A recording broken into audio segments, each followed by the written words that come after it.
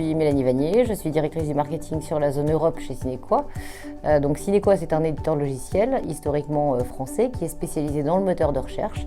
On adresse aujourd'hui les entreprises du Global 2000, donc plutôt des organisations qui sont extrêmement larges et qui gèrent un nombre important de documents et de larges volumes de données. On s'adresse à la fois aux lignes de business, donc aux métiers. On s'adresse également à l'IT, puisqu'évidemment l'IT devient extrêmement prescripteur en fait, sur nos solutions. Le troisième type de personnes auxquelles on s'adresse, ce sont les décideurs informatiques, donc à minima un niveau manager ou directeur, qui détiennent les budgets et dont la principale mission, c'est de continuer à faire de l'innovation en mettant en place les bonnes solutions de manière à préparer également le futur des sociétés. On a des types d'activités qui vont de l'event en offline à la génération de demandes digitales.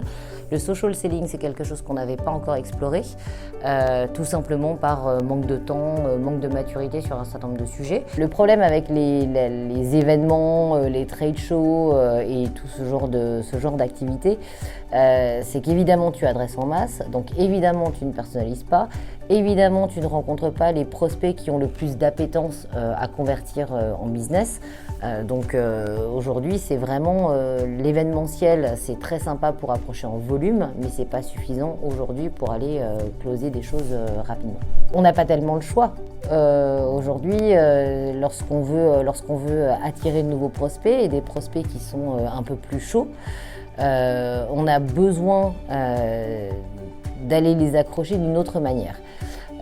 Aujourd'hui, on voit que LinkedIn ou d'autres canaux de réseaux sociaux, c'est quand même là où vont la plupart des décideurs, notamment dans le monde de l'IT, mais pas que. Et aujourd'hui, c'est un canal dont on ne peut pas se passer, mais que nos channels corporate, j'allais dire, nos comptes LinkedIn professionnels ne nous permettent pas d'approcher puisque aujourd'hui on ne personnalise pas les messages qu'on envoie. Donc du coup l'approche de social selling permet encore une fois d'individualiser en fait cette prospection et ça c'est un aspect qui est intéressant. Lorsqu'on se lance dans le social selling, c'est toujours un petit pari parce que d'une part il y a cette part d'incertitude qui est liée à cette période de personnalisation encore une fois. Il y a le fait que c'est compliqué de s'appuyer sur une personne tierce aussi pour aller parler de ses solutions et de sa proposition de valeur, c'est toujours un peu compliqué. L'Idactive nous a permis de gagner du temps dans la prise de rendez-vous, tout simplement parce que même si aujourd'hui on est une boîte d'une taille significative, on a quand même des problématiques de bande passante, donc tout le monde est quand même très très occupé.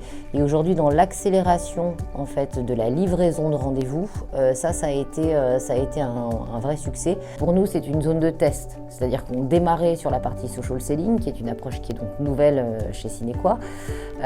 Aujourd'hui on a un certain nombre de leçons qu'on peut tirer de cette opération.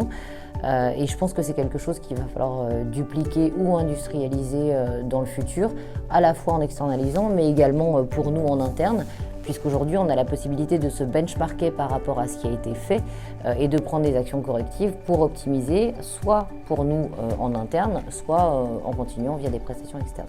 Donc en 5 mois, on a sorti 26 rendez-vous. Donc l'avantage de ces rendez-vous, c'est qu'ils étaient plutôt bien qualifiés sur l'ensemble de nos verticaux clés, donc à savoir le secteur de l'industrie et de l'énergie, de la finance et de la pharma.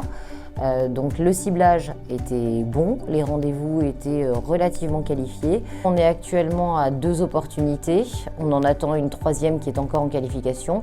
Il faut savoir que chez nous le cycle de vente est relativement long puisqu'on s'adresse à des entreprises de taille internationale. Donc on attend de voir ce que ça va donner après en pipeline. Ce que j'ai apprécié, c'est quand même d'une part ta réactivité, c'est-à-dire dans la manière dont les échanges sont faits, ça a été extrêmement smooth. La deuxième chose, c'est aussi le temps que tu as pris en termes de montée en compétence, c'est-à-dire monter un petit peu en charge sur nos solutions, suffisamment pour que le pitch soit accrocheur. La partie collaboration aussi, c'est-à-dire la manière dont tu as construit tes messages et les cadences à laquelle tu les envoyais.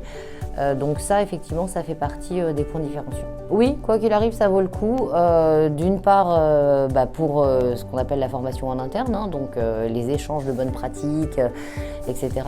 D'un point de vue tangible business, oui, pour l'instant, ça semble prometteur. Il va falloir voir comment ça convertit.